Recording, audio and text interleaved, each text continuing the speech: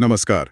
आज हम गोता लगा रहे हैं जीव जगत के वर्गीकरण की दुनिया में। हाँ, ये समझने की कोशिश करेंगे कि वैज्ञानिकों ने वक्त के साथ जीवित प्राणियों को कैसे अलग-अलग समूहों में रखा। हमारे पास जीव विज्ञान की पाठ्यपुस्तक का एक अंश है और मकसद है अरस्तू से लेके विटेकर तक के सफर को समझना। और उन छोटी-छोटी संरचनाओं को भी देखना जिन्हें पारंपरिक वर्गीकरण में जगह नहीं मिली। तो चलिए शुरू करते हैं।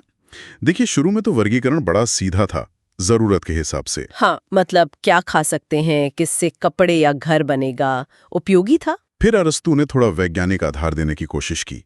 पौधों को पेड़, झाड़ी, जड़ी बूटी में बांटा। और जंतुओं को लाल खून वाले और बिना लाल खून वालों में। एक शुरुआत तो थी। पर क्या ये काफी था?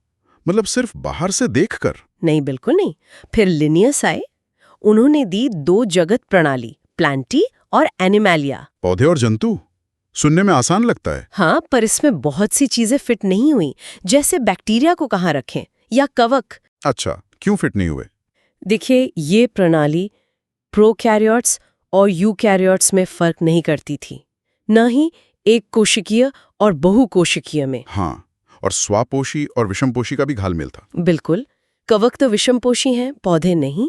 बैक्टीरिया प्रोकैरियोटिक हैं, तो ये सिस्टम अपर्याप्त था। तो फिर महसूस हुआ कि सिर्फ बाहरी रूप रंग काफी नहीं है। सही बात है, हमें कोशिका की बनावट देखनी पड़ी। पोषण का तरीका क्या है? खुद बनाते हैं या दूसरों पर निर्भर हैं? प्रजनन कैसे होता है, और सबसे जरूरी, उनका विकासवादी रिश्ता क्या है, मतलब जातिवृत्त। ये समझना कि कौन किससे ज्यादा जुड़ा हुआ है विकास के क्रम में। हाँ, ये सब चीजें ध्यान में रखनी पड़ी। और इसी सोच ने रास्ता दिखाया आर.एच. वेटेकर की 5 जगत प्रणाली का 1969 में।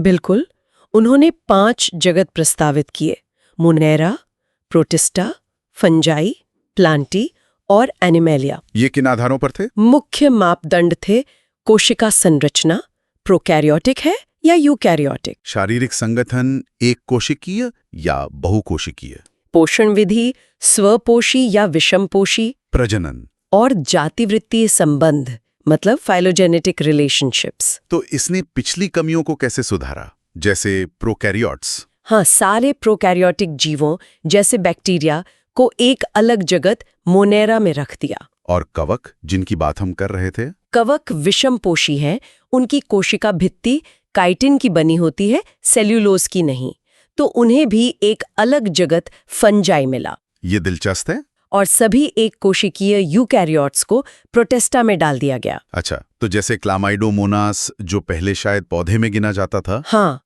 और अमीबा जो जंतु माना जाता था, वो दोनों ही प्रोटिस्टा में आ गए। क्योंकि मापदंड बदल गए थे।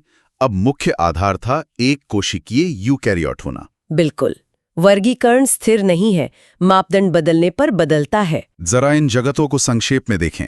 मोनेरा यानी सिर्फ बैक्टीरिया। हाँ, ये सबसे ज्यादा पाए जाने वाले सूक्ष्म जीव हैं।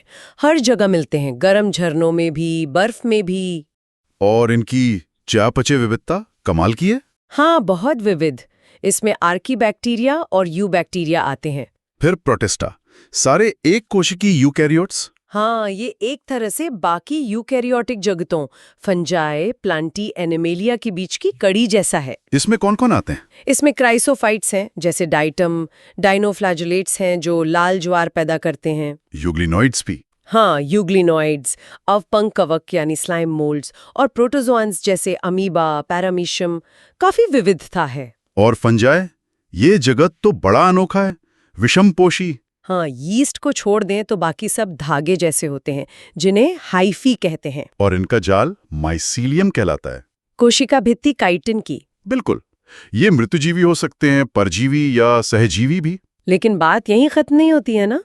विटेकर के सिस्टम में भी कुछ चीजें बाहर रह गईं, जैसे वायरस, विरोइड्स, प्रायॉन्स और लाइकेंस भी। वायरस का क्या?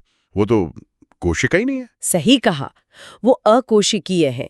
बस प्रोटीन का एक खोल, कैप्सिड, और अंदर आनुवंशिक पदार्थ आरएनए या डीएनए। जीवित कोशिका के बाहर तो बिल्कुल निष्क्रिय, क्रिस्टल जैसे। हाँ, पर जैसे ही किसी जीवित कोशिका में घुसते हैं, उसकी मशीनरी पर कब्जा कर लेते हैं। तो इन्हें सजीव माने या निर्जीव, ये तो बड़ा सवाल है। बिल्कुल, ये आज भी बहस का विषय है। और विरोइड्स, वो तो वायरस से भी छोटे। हाँ, उनमें तो प्रोटीन कोड भी नहीं होता, सिर्फ आरएनए का एक छोटा सा टुकड़ा जो संक्रमण फैला सकता है। और प्रायॉन्स, ये तो और भी अजीब है। सिर्फ प्रोटीन? हाँ, असामान्य रूप से मुड़े हुए प्रोटीन जो संक्रमण करते हैं, जैसे मैड काउ रोग इन्हीं से होता है। सोचिए जरा, केवल प्रोटीन संक्रमण फैला रहा है। ये वर्गीकरण के लिए वाकई चुनौतियां हैं। और लाइकेंस, वो तो सहजीवन है। हाँ, शैवाल और कवक का।